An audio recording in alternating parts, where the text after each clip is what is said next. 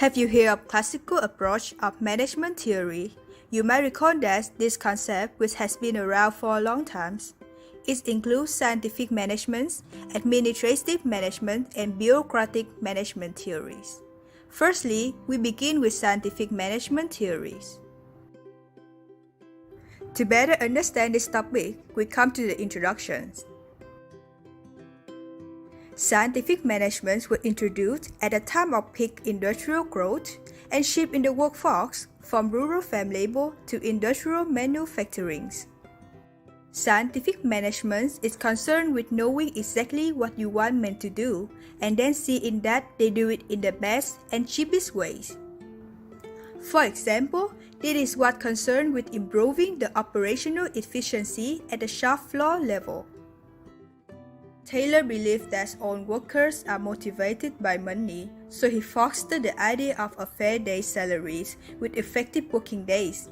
In other words, if any employee has not achieved enough performance in the day, he or she does not deserve to be paid like another person with high productivity. So, who made this theory? It was Frederick Winslow Taylor. Taylor was born in Philadelphia, Pennsylvania, U.S.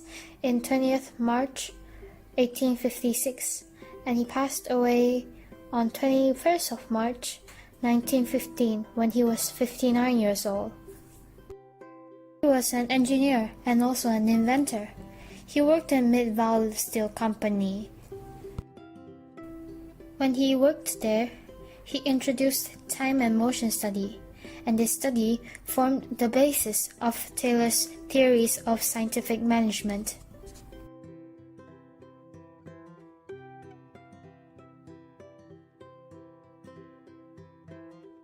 The first principle is developing a science for each element of an individual's work to replace the old rule of thumbs. The second principle, to simply assign workers to just any job, match workers to their jobs based on capabilities and motivations, and train them to work at maximum efficiency. The third principle is about train and control. Managers monitor worker performance and provide instructions and supervision to ensure that they are using the most efficient ways of working. For example, a manager might suggest this employee here to not just only do one, but do both the report and the presentation slides at the same time, since both of them have the same content. Rather than later would spend time to look at the report again and do the slides, which spends more time, managers would suggest a more efficient way to do the job. The fourth principle is about plan. It's about allocating the work between managers and workers so that the managers spend their time planning and training, allowing the workers to perform their task efficiently. This is to avoid some problem, like duplication in job, with just 2 or more employees doing the same job or task. Next, we will introduce bureaucracy theory. The second theory we are going to introduce is the bureaucracy theory founded by Max Weber. He is a German sociologist, philosopher, and political economist. He grew up in the time of industrialization. From his observation of different organizations, he realized that delegation of authority should be based on the qualification of the manager instead of a result of nepotism. Then he developed a theory that defines authority structures and relations, which is called the bureaucracy theory. There are 6 characteristics to build a bureaucracy organization. First, clearly define hierarchy of authority. Position organized in a hierarchy with a clear chain of command. The lower level will be controlled by the upper level of the hierarchy. Each level of hierarchy will have a clear and defined authority and responsibilities. Second, formal selection. People selected based on technical qualification and skills. to ensure the people hired have the specific knowledge of the job, to avoid nepotism. Third, division of labor. Jobs broken down into simple, routine, and well-defined tasks. When tasks are clearly defined, there will be a clear definition of authority and responsibility.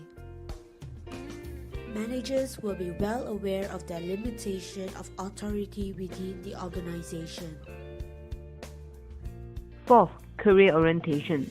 Managers are career professionals, not the owners of the units they manage. Managers are only taking positions and responsibilities in the organization, and decisions made will be based on organizational interests. Fifth, formal rules and regulations. System of written rules and standard operating procedures to ensure reliable and predictable behaviors.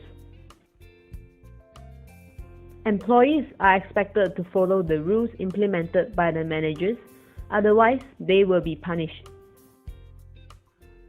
6. Impersonality. Uniform application of rules and controls, not according to personalities.